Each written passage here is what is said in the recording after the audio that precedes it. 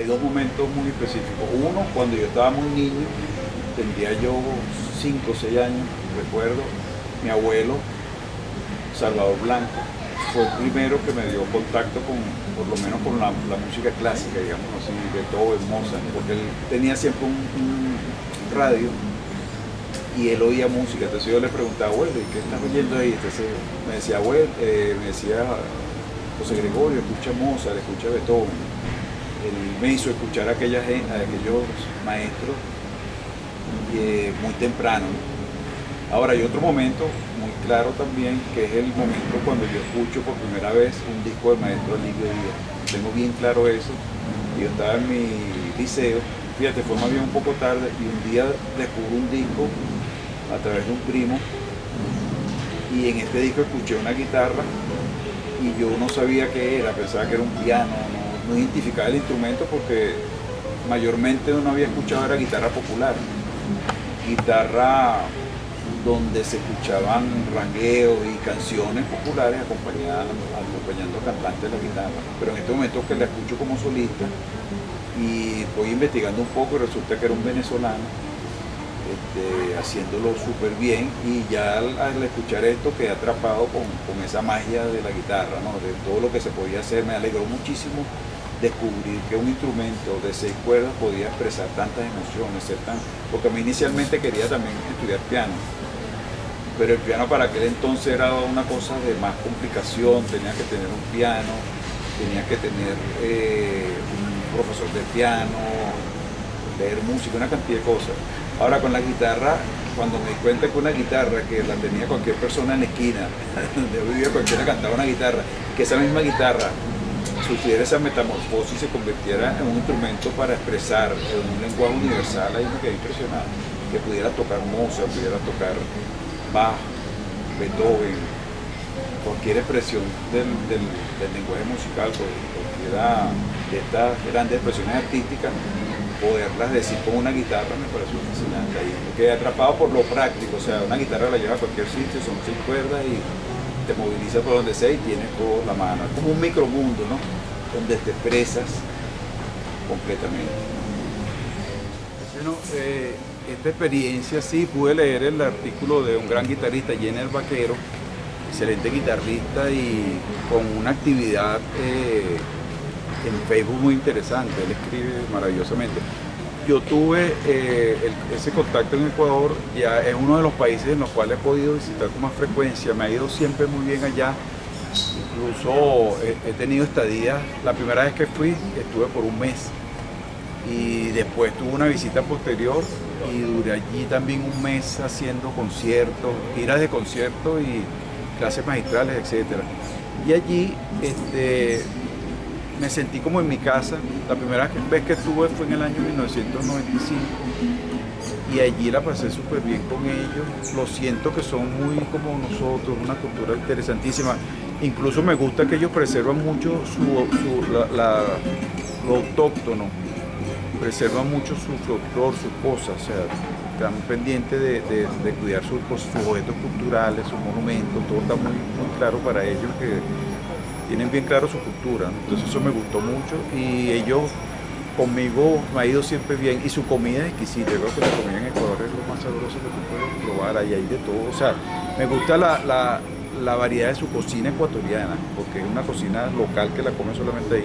Entonces aquello es fascinante. Y en ese festival fue una de las veces que estuve, ese fue en Cuenca, de las veces que he estado por allá, y allí sentí que la comida es rica. Claro, hay otras culturas, otros países que de repente se sorprenden con ciertas preparaciones, ¿no? Por ejemplo el cuy lo vieron como algo extraño, como él lo expresa ahí, que si el americano y el otro.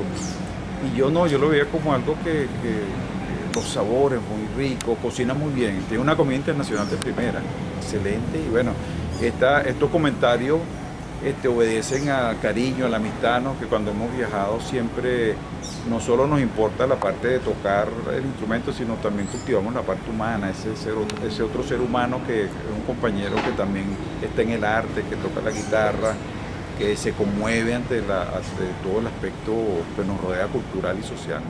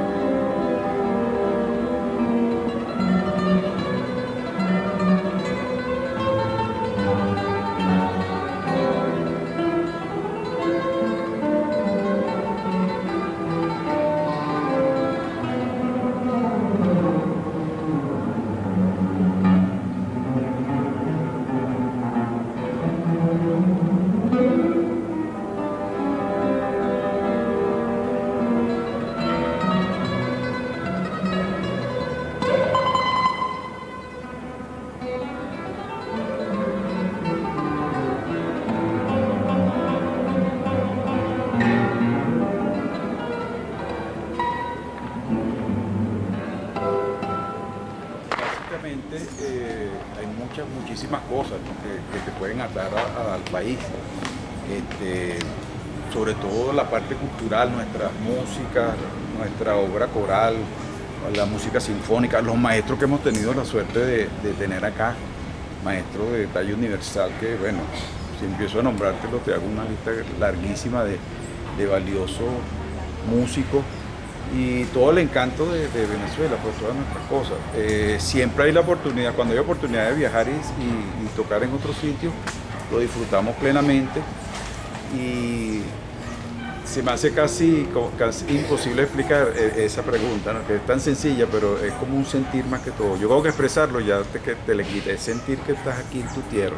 Yo tuve oportunidad de estudiar en España, vivir allá, y estaba en un país hermoso y todo, pero yo no pertenecía a esa cultura. O sea, yo tocaba la música española en el conservatorio, caminaba, me tomaba un café, pero sientes que no estás en tu casa, ¿no?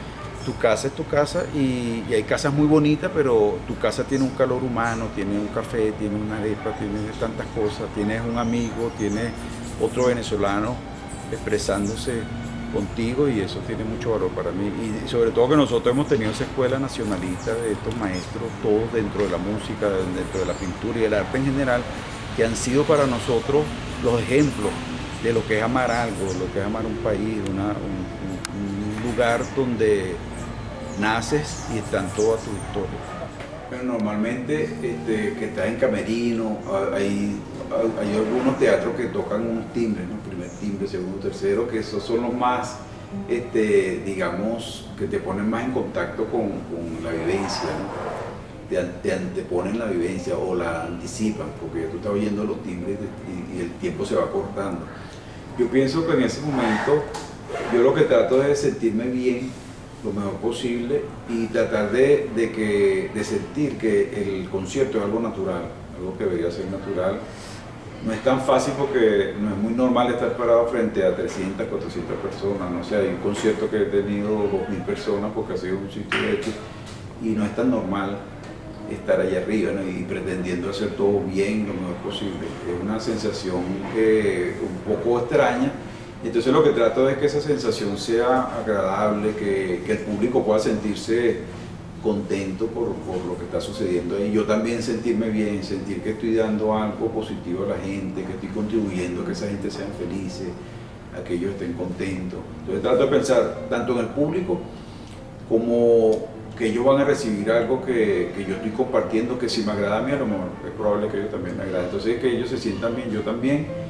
Y tratar de que otros pensamientos de menos, por decirte, de energía o menos constructivos aparezcan, ¿no? Siempre te aparece algún tipo de pensamiento, pero que predomine eso que tú estás haciendo con buena fe, se podría decir, con un buen propósito. Entonces, lo que quiero en ese momento es importante también algo que va antes de ese momento, ¿no? Y yo recuerdo que lo leí una vez en un libro de Stanislavski, El arte seña. Él decía que lo que sucede en el concierto no es producto de ese momento, sino ya tú lo vienes preparando, viene una preparación. Entonces, el cómo te sientas tiene que ver con lo que hiciste antes, no lo que estás haciendo en ese momento. En el momento sucede lo que va a suceder, pero todo lo anterior, todo lo que sucedió durante la preparación es cómo tú te vas a sentir en ese momento. Todo lo que hagas, todo ese proceso de estudiar, la seriedad con que veas el estudio, las pausas que hiciste en tu estudio, todo lo que hiciste adecuadamente en el estudio es lo que se va a reflejar en el momento del concierto.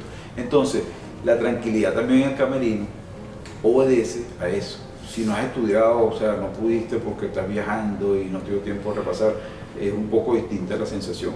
A veces nos tocan dar conciertos en situaciones donde alguien te propone, mira, toca dentro de una semana, entonces tú tienes un programa pero quieres tocar otro, entonces ya caes en aquel tema de preparar ese programa, si ese tiempo te rinde, si es suficiente para tenerlo bien, todo eso sucede, ¿no? Entonces yo pienso que lo que sucede tras bastidores, como tú preguntas, en camerinos, tiene que ver con cómo llega a ese camerino. Y te puedo decir, ahí se amplía el abanico de emociones o de sensaciones que tienen que ver con toda una cantidad de elementos que, repito, vienen afectados por lo que hiciste antes, todo lo que se hizo antes. Entonces ahí sucede es solamente lo que tú preparaste, no puede suceder otra cosa. Y bueno, y allí en ese ámbito, la mayoría de nosotros tiene experiencias diferentes. Yo recuerdo que estuve en unas clases magistrales del maestro Yamachita y me sorprendió que alguien del público le preguntó que cómo se sentía él antes de un concierto. Y él dijo, mira, me siento estresado. Y, así. Y me pareció tan sincera su respuesta, porque imagínate, tiene tantos conciertos, una persona como lo ve como sobrenatural, toca por todos lados, y sin embargo expresó algo muy sincero. Y luego, revisando entrevistas también de otros artistas, personajes como Manuel Barrueco también te dice que sienten la responsabilidad. Yo creo que todos sentimos ese grado de responsabilidad.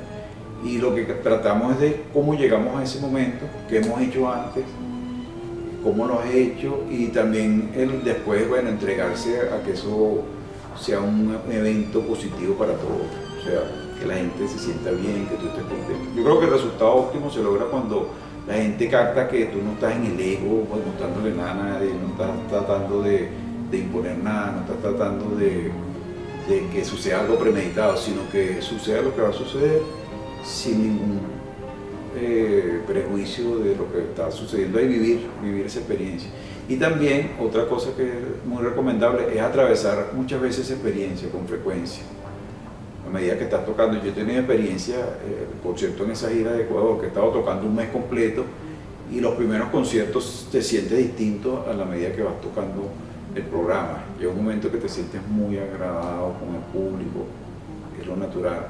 Y en países como Europa, donde se puede tocar conciertos con mucha frecuencia, ya ves tú que estos artistas andan, muchos de ellos, muy relajados porque es una actividad cotidiana. Entonces, bueno, eso es parte de lo que podría yo decir al respecto de esa pregunta. Bueno, mira, muy interesante tu pregunta, y yo siempre he estado claro, desde que empecé a dar clases, que recuerdo que tenía yo en el año 83, me gradué de guitarrista en La Lamas, en la Escuela Superior de Música José Ángel Lamas, y luego de esa experiencia me propusieron ser docente de allí. Yo sustituí al maestro Manuel Enrique Pérez Díaz en su cátedra, incluso fui suplente de él cuando él estaba enfermo. Yo era la persona que estaba frente digamos, estaba por graduarme, o estaba recién graduado de guitarrista, y recomendaron que hiciera una suplencia, ¿no? Y yo en ese momento me sentí extraño porque yo solamente era un ejecutante de guitarra que se estaba graduando, aunque la escuela otorgaba el título de profesor ejecutante de guitarra, pero yo no me sentía en la capacidad de hacer esa actividad. Sin embargo, como sí me gustaba esa parte, la asumí en la escuela, y dentro de la marcha fui observando ciertas cosas muy relevantes. Incluso lo aprendí yo cuando yo iba a clases. Yo observaba que los maestros influyen mucho en ti según cómo te digan las cosas, ¿no? Y yo soy de los que le da mucha importancia a cómo se dicen las cosas, según el tono que tú le das a las cosas, lo que tú imprimes en la palabra. Tú puedes marcar a una persona o no, incluso un niño. Entonces, en mi actividad docente, yo incluyo siempre, primero, el reconocer al alumno sus cualidades, exaltarlas, ¿no? Es como un diamante, eso ya lo han dicho muchísimo por ahí, que es que pulir ese diamante, o sea, resaltar las cualidades que observas en él, decírselo al alumno. Hay gente que dice, no le digas nada al alumno porque entonces no estudia. No, decirle sus cualidades, decirle que puede hacer las cosas, no meterles miedo, no infundir temores, ¿no? Porque a veces te infunden temores que tiene el docente, entonces le transmite su temor al alumno. Yo fui incapaz de hacer eso nunca con mis alumnos, me cuidaba más bien de si yo tenía un temor, no hablarles a ellos ese temor. Porque entonces tú estás haciendo una transferencia de cosas que no contribuyen al feliz resultado que me hablabas antes.